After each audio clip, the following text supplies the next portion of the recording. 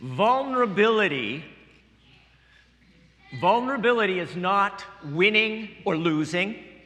It's having the courage to show up and be seen when we have no control over the outcome.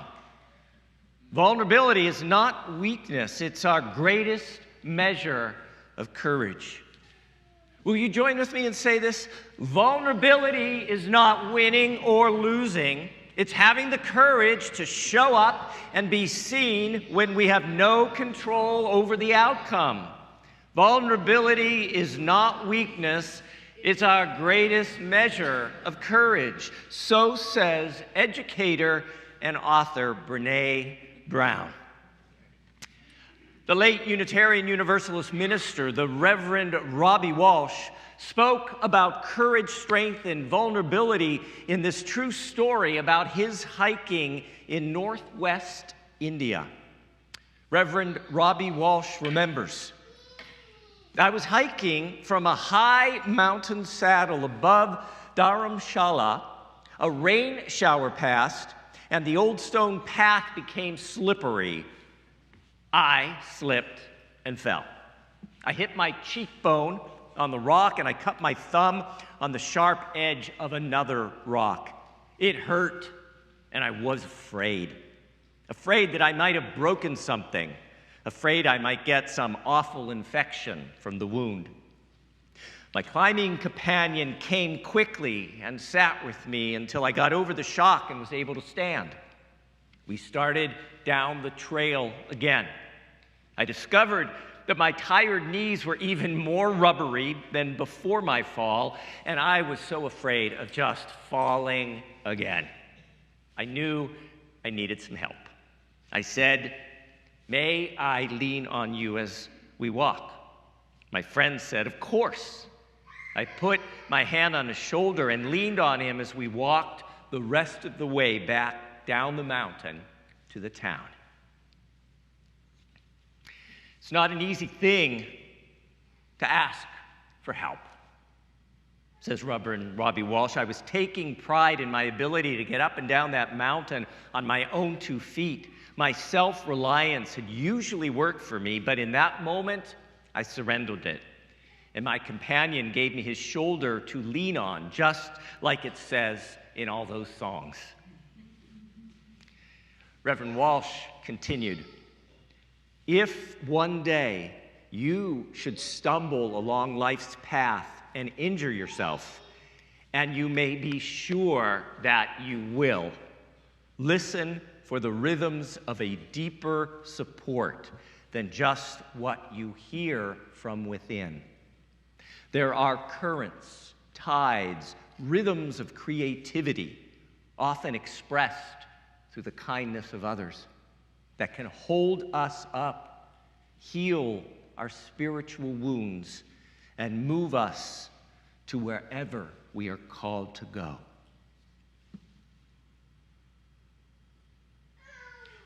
We often think of vulnerability as a choice we make to allow ourselves to be seen in all our imperfect and messy humanness, or to protect ourselves and stay hidden away like the turtle that you talked about.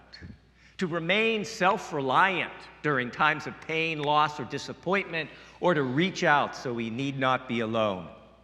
To maintain our illusion of control over unwanted circumstances, or to admit that there are situations beyond our control that we just have to learn how to inhabit. To hear another person's story and feel empathy and compassion, or to turn away. We often think of vulnerability as a choice we make. To be vulnerable is to ask, in the words of American Tibetan Buddhist teacher Pema Chodron, "Can I stay present to the ache of loss or disappointment in its many forms and let it open me?" But poet David White suggests another way to understand and experience vulnerability. He suggests that being vulnerable isn't something we choose to be, but it's something we already are. Being vulnerable isn't something we choose to be. Being vulnerable is something we already are. Poet David Whyte writes, "Vulnerability is not a choice. Vulnerability is the underlying, ever-present, and abiding undercurrent of our natural state. To run from vulnerability is to run from the essence of our nature.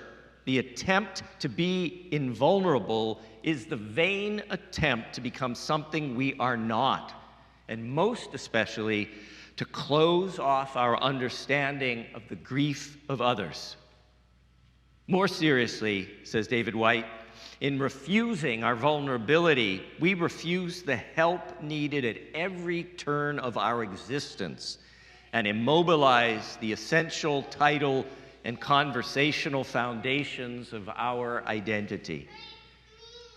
David Whyte continues, "To have a temporary, isolated sense of power over all events and circumstances is a lovely, illusionary privilege, and perhaps the prime and most beautifully constructed conceit of being human, and especially of being youthfully human. But it is a privilege that must be surrendered with that same youth, with ill health, with accident, with the loss of loved ones who do not share our untouchable powers, powers eventually and most emphatically given up as we approach our last breath. The only choice we have as we mature is how we inhabit our vulnerability, how we become larger and more courageous and more compassionate through our intimacy with disappearance. Our choice is to inhabit vulnerability as generous citizens of loss, robust and fooly, or conversely, as misers and complainers, reluctant and fearful, always at the gates of existence, but never bravely and completely attempting to enter, never wanting to risk ourselves, never walking fully through the door. Now, I'm going to say that again, that last paragraph, because there's a lot to it. It's very full. The only choice we have as we mature is how we inhabit our vulnerability. How we become larger and more courageous and more compassionate through our intimacy with disappearance. Our choice is to inhabit vulnerability as generous citizens of loss, robustly and fully. Or, conversely, as misers and complainers, reluctant and fearful, always at the gates of existence, but never bravely and completely attempting to enter, never wanting to risk ourselves, never walking fully through the door.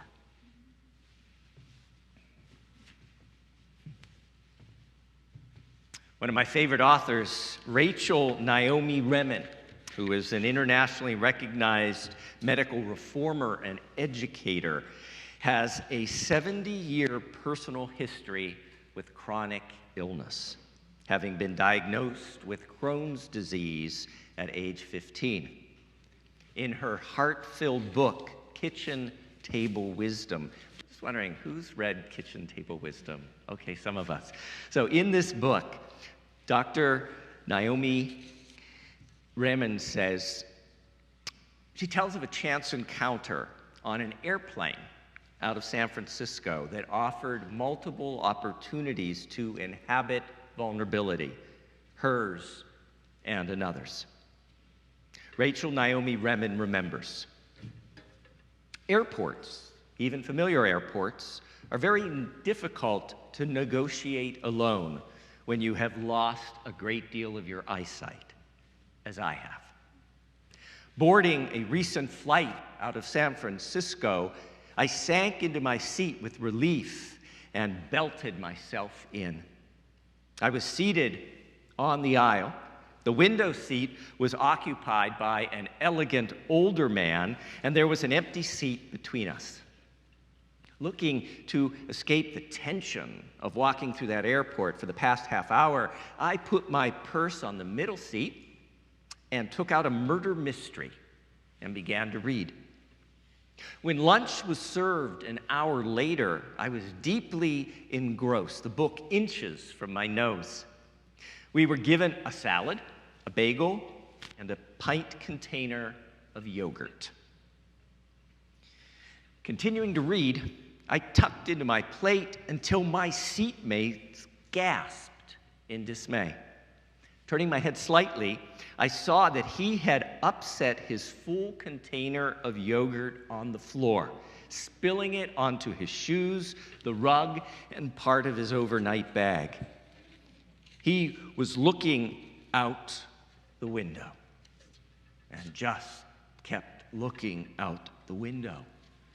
I waited for him to take some action to clean up the mess. Nothing happened.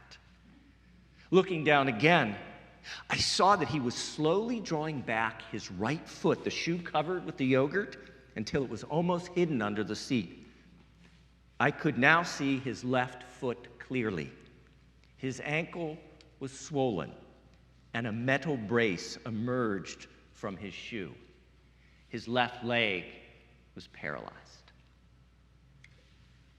Now, the seatbelt sign was still on, so no getting up. I reached up and rang for the flight attendant. No one responded. Sometimes later, when the drink cart arrived, I indicated the floor and asked the stewardess for a wet towel. Before I could say anything more, she went ballistic. "There are over 452 people on this plane," she snapped. "I'm doing the best I can. You'll just have to wait." Her defensiveness baffled me. We looked at each other in silence. Then I realized that it had not occurred to her that I wanted to be a participant. "If you bring me a wet towel, I'll be able to get that up," I said quietly. She hesitated, and I wondered if she'd heard. Then she raised her eyebrows, turned on her heel, and then came back with a towel. After the cart had passed, I looked again at my seatmate. He continued to look fixedly out the window, ignoring me, ignoring the mess, his left foot motionless, his right hidden under that seat. I took a risk and spoke. "I used to love to fly," I said, "but I find it difficult now." I told him that in the past few years, I have had trouble seeing. Still looking outside the window, he told me that 8 months ago he had suffered a stroke, and now he had no feeling in either of his arms from his fingertips to his elbow, hence the spilled cup of yogurt. Yet he had flown halfway across the country to spend some time in the home of his son. He was speaking in almost a whisper, and I had to lean toward him to hear. "Since my stroke, I'm incontinent," he said. "I have to wear a diaper." I marveled at the choreography of this chance seating arrangement. "I have an ileostomy," I said. He turned to look at me and asked what that was. And I explained that my large intestine had been surgically removed 30 years ago, and that I wear a plastic appliance attached to the side of my abdomen to collect my partly digested food. I added, "Even after 30 years, I'm concerned that it may leak, especially on a plane. After a moment, we smiled at each other. Then he looked at the towel I was holding, and I looked down at his feet. As we talked, I noticed he had brought his right foot out from under the seat. "May I asked, motioning with the towel. Kneeling, I began to wipe his shoes.